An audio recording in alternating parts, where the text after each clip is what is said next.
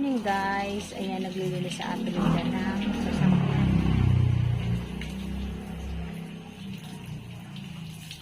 Pakita ko pala sa inyo yung okra guys, may bunga na.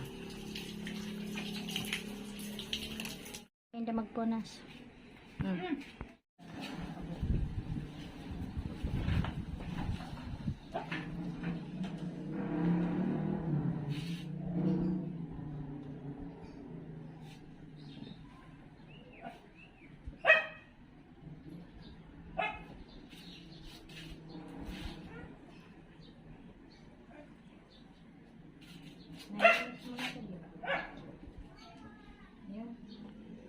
Ayan guys, so may bunga na ang aming okra.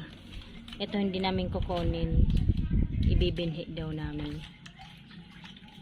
Ayan o. Itong isa pa, mayroon na din. Ayan, tapos may bulaklak. Mga talbos ko, mayroon na naman dahon. Malaki na yung ano namin, papaya. Ayan na. May bunga na din na naman. Ayan isa. Ito pala isa. Maliit. Tatlo na ang bunga nito. Tapos puro bulaklak yung kamatis.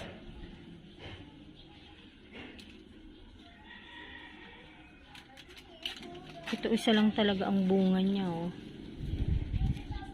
Puro lang bulaklak.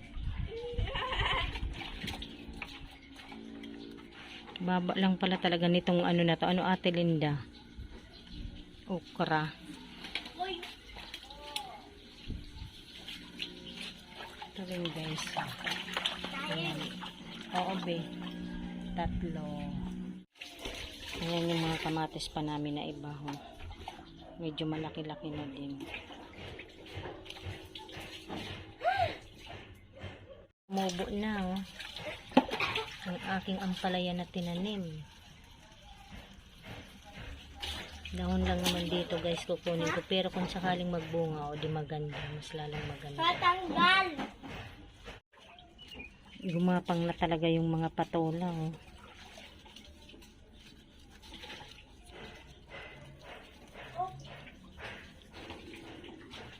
May kalabasa din pala kami guys. So ito oh. Ayan, dito ko rin pinagapang. Ayan, ang kalabasa.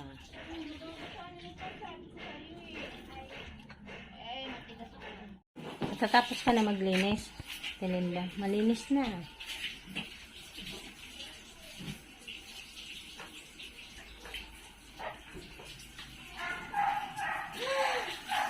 Paborito talaga dyan ni Mingming oh. Ayan, umakyat na naman dyan sa pader. Tinitignan ka be. Sabi nariligo si Crisel. Paliguan ko muna si Crisel guys. Ang aking alaga na pamangkin. Umuwi na sila mama niya eh. Iniwan siya muna dito. Guys, tapos ko ng paliguan si bata. Suklay na be. Kapal ng buhok mo. Saglit. Upo ka na. Torta. Dali ata, susuklayan na. Kasi wala si mama mo. O, si kuya mo, wala din. Diba? Magbasa ka mamaya. Guys, tapos ko ng paliguan si Crisel. Hanggang dito na lamang. Maraming salamat po sa inyong lahat sa panonood sa aming channel. God bless everyone. Bye.